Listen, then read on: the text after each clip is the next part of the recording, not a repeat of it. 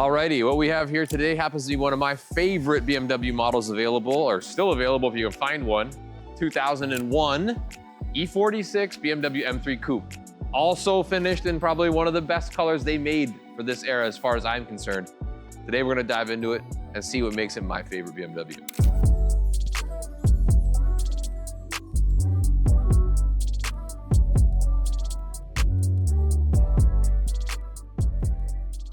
Now, we've talked about it before. I know we've had a few M3s in here come and go, but there's something about this that screams my favorite, especially with the chrome accents. The kidney grille with the chrome finish instead of the black just suits the way this car looks so nicely. Like ties into the M wheels that it's got on it. Laguna Seca blue is just such a nice color to see. It's not quite the same as the Roundel color. Maybe you guys can help me. I always forget. I thought it was called pure blue or processed blue. One or the other is the exact same color as the Roundel color. I know you can get that in the paint. I don't know about you can get it in the older M3s, but I know you can get it on newer BMWs. So anyway, this one has the xenon headlights, which is again, the lovely staple of BMW, the xenons. You can even read in there. If you look close up, you can actually read written on the lens of it, it's xenon lights. So you know you got that in there, which is really cool. The front end of the M3 of the E46 to me just looks so clean and so nice. They feel sturdy, they feel strong, these cars, but yet again, they're meant to be driven, you know? You're not worried about beating it up. And this one also is paired with the 6-speed manual, which again makes this car even more of my favorite. So we'll keep walking around and see what else we can find. Now, what brings us right around to the wheel. The 19-inch M Sport wheel in silver with this kind of like a darker finish on the inside of it, gives it some more depth, which I like a lot. And then of course you have the little grills on the side with the M3 badging here. When I went to high school, some of these, my friends that were really, really well off, or they had the 330s and the BMW 320s and things like that, which all came E46s. But man, when you saw someone show up with the M3 on the side, or those specific wheels that came on the M3, you just knew like that was as good as it got. The kids had a slightly tuned down version of the M3. Their dads oftentimes might have the M3 in the garage or in the driveway. I had a couple friends that had on their streets, the guys have them in Laguna Seca blue. And that was just my favorite, man. This is just such a good, simplistically, beautifully designed car that just will never lose its styling as far as I'm concerned. So we'll check out the rear end of this car and see what makes it look so sleek from the back. All right, like I said, the rear end being just so simple, but yet so effective when it comes to just catching your eye and looking so nice. Again, the rear lights on these, this Euro style light is so cool looking. I had an E46 325 manual, similar light, but still something different about the M3 that just looks so nice. And then of course you got the double chrome exhaust tips that look super clean, that follow all that chrome kind of accents on these cars, or on this M3. It's a lot to talk about, but it's so simple at the same time. Even down to this, I love how the rear windows on this car still had a fold out option. So you get a little extra air coming through. You don't really need that on the coupe, but how cool is that? Just for them to think about how to add a little more flair to this car. I mean, you got the sunroof on this car, which is really nice as well.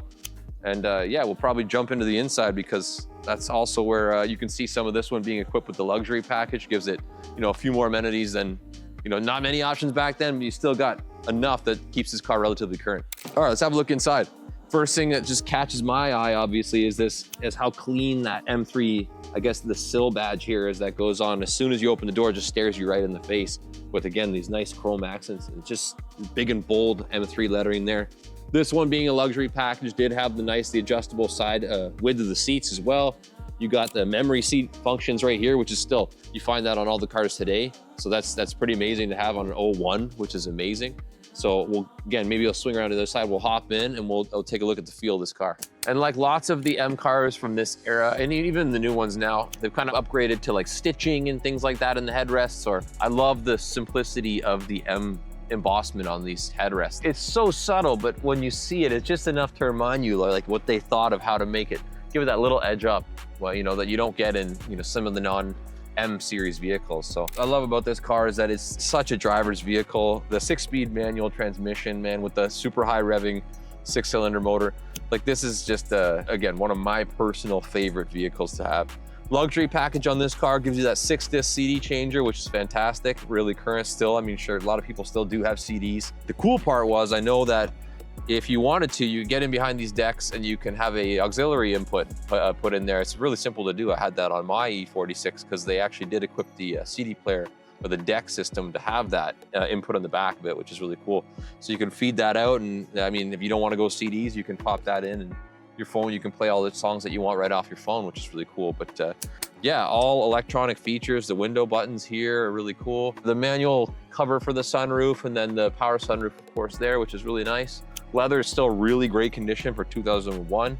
I really loved these eras of the BMWs too. The M steering wheels came with the M colors, the blue and then the red, the two shades of blue and the red, stitched right in the steering wheel on the inside, which is, again, one of my favorite things about just how simply designed, but you gotta almost sit in here for a little while and really pay attention to some stuff, and you see that it's not as plain as it may look sometimes. So we'll hop in the back too, and why not see how much space we have, since there's actually a 3-passenger ability in the back. So this is a 5-passenger vehicle, believe it or not, which seems kind of redundant to have 3 people back there, but maybe we'll give it a go. We'll see what it's like to cram back there after, and we'll start it up, see what it sounds like. Yeah, so this one's got, of course, I love when you press the sport button, it gives you that even more throttle response. So it just makes every blip of anything on the throttle so much more touchy and so much more responsive.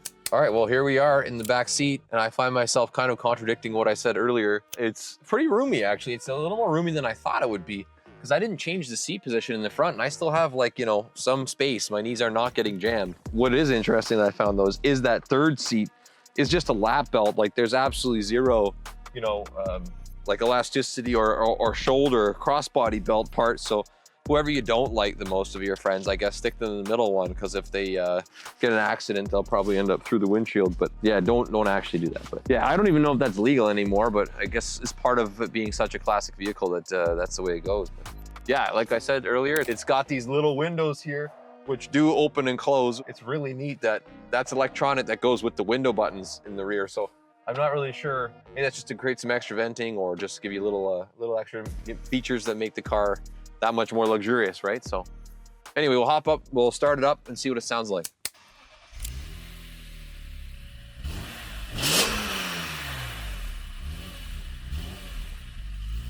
All right, last thing, let's pop this hood and have a look underneath. And I just love the look of this engine bay. Super clean. You can see right there stamped Laguna Seca blue right on the shock housing tower. And then, of course, we have a 3.2 liter inline 6-cylinder. This makes 333 horsepower, 8,000 RPM, which is amazing. Red line.